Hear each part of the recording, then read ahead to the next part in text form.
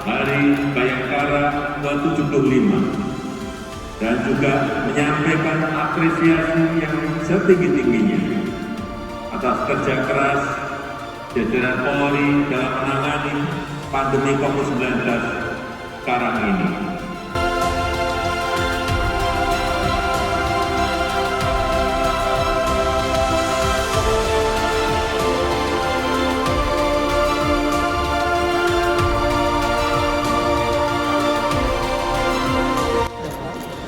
Hari ini kita laksanakan Hari Bayangkara ke-75 dengan situasi kondisi yang kita ketahui dalam situasi penanganan COVID.